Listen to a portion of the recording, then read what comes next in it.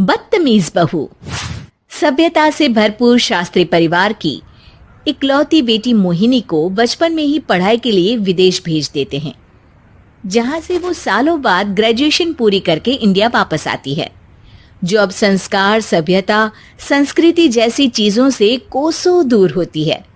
एक सुबह Mohini short dress पहने, कानों में हेडफोन लगाए जोर जोर से इंग्लिश गाने गाती हुई घर में घूम रही होती है। सुबह सुबह भगवान का नाम लेते हैं, राक्षसों की तरह चिल्लाते नहीं। पॉप्स, आपको अच्छे गाने की बिल्कुल समझ नहीं है, so take a chill pill. अरे मोहिनी, पापा से ऐसे बात करते हैं क्या? सारी तमीज भूल गई हो। ओह मॉम प्लीज, इतनी बड़ी भी कोई बात नहीं हुई, सो डोंट ओवर रिएक्ट। ऐसे ही दिन बीतते हैं जिसमें मोहिनी के तौर तरीके, रहने और बात करने का ढंग उसकी मम्मी पापा को परेशान करने लगता है। भला कोई मानेगा कि ये मेरी बेटी है? रीति रिवाज और संस्कारों से तो इसका दूर दूर तक कोई नाता नहीं, और अब तो लगता भी नहीं कि कभी होगा। अरे ऐसे कैसे नहीं होगा? लड़कियां सारे नखरे अपने माँ बाप को ही दिखाती है। ससुराल जाकर उन्हें सब कुछ करना भी पड़ता है और मानना भी।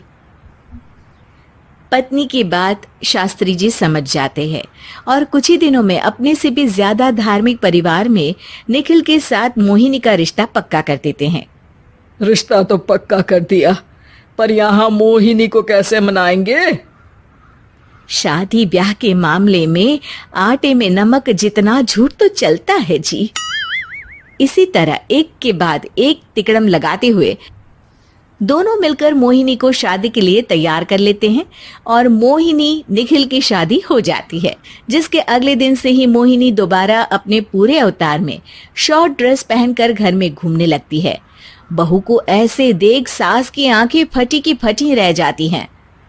अरे ये क्या बेशर्मी है, हमारे घर की लड़कियां जींस तक नहीं पहनती और तुम बहू होकर इतने छोटे कपड़े पहनकर पूरे घर में घूम रही हो। सीरियसली मॉम, प्लीज आप अपनी इस 80 के दशक वाली सोच में मुझे इंक्लूड मत करो। हाय तौबा, एक तो बेशर्मी दिखाती है, ऊपर से सास के साथ जुबान भी लड़ाती है। अरे जल्दी कपड़े बदल कर आ, घर की पहली आरती तुम्हें ही करनी है। इतनी देर में निखिल भी वहां आ जाता है। माँ, पापा आने वाले हैं, पूजा का सारा सामान तैयार है ना? ये पूजा हमेशा मेरे बॉयफ्रेंड्स के पीछे पड़ी रहती थी और अब हस्बैंड के पीछे भी आ गई।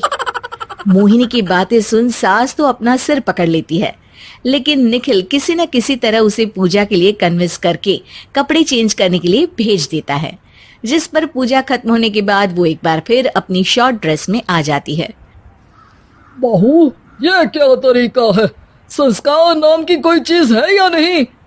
नहीं ससुर जी, संस्कार मेरा दूसरा बॉयफ्रेंड था, अब तो मेरा उससे कोई कांटेक्ट नहीं है। मोहिनी का जवाब सुन के ससुर तो भगवान नाम जपते वहां से चले जाते हैं, लेकिन सास बहू के बीच कहासुनी फिर शुरू हो जाती है, जिसे इग्नोर करते हुए मोहिनी घर से बाहर चली जाती है और देर रात घर वापस आती है। मोहिनी, मैं जानता हूँ कि तुम विदेश में रही हो और तुम्हें वहीं की आदत है, पर यहाँ चीजें कुछ अलग है। अगर तुम उस हिसाब से कुछ एडजस्ट कर लो तो सबके लिए सही हो जाएगा। I am not in a lecture mood. Good night. अगली सुबह मोहिनी देर से उठकर एक बार फिर उसी तरह सबके सामने आती है, जिस पर उसकी सास कुछ बोले उससे पहले ही मोहिनी की दोस्त मोनिका और रचिल वहां आ जाती हैं। Oh hi darling, how are you? OMG, we missed you so much. I missed you too darling. Ram Ram, इन्होंने तो तुमसे भी छोटे कपड़े पहने हैं। अरे तुम लोगों के अंदर कोई शर्म लिहाज बाकी भी है या सब बेच खाई? मोहिनी, तुम्हारी मेड कुछ ज्यादा नहीं बोलती? इस पर मोहिनी की दोस्त उसकी सास का मजाक बनाने लगती है, जिसे सुन निखिल उन्हें जवाब देते हुए कड़वे शब्द सुना देता है और वो सुन के वो दोनों तो मुंह बनाए वहां से चली जाती है, लेकिन गुस्से से लाल मोहिनी वहीं खड़ी निखिल को घूरती रहती है। घूर क्या रही हो?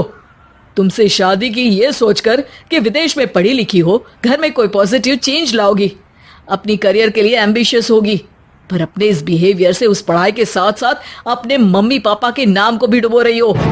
अगर तुम्हें ऐसे ही हाल रखना है तो यहाँ रहने की कोई जरूरत नहीं है। निखिल की बातें सुनकर मोहिनी रोते हुए घर छोड़कर अपनी मम्मी पापा के पास वापस आ जाती है। ससुराल में सब कुछ ठीक तो है? वो अपने आप को समझते क्या है? मोहिनी पर चिल्ला रहे हैं? मैं क्यों उसके इशारों पर चलूं? मैं अपनी लाइफ अपने तरीके से जीना चाहती हूँ और वो ना आप लोगों को मंजूर था और ना ही उन्हें है। तुम यहाँ नहीं रह सकती। अपने पापा की बात सुन के मोहिनी हैरान रह जाती है। हाँ, तुमने बिल्कुल सही सुना।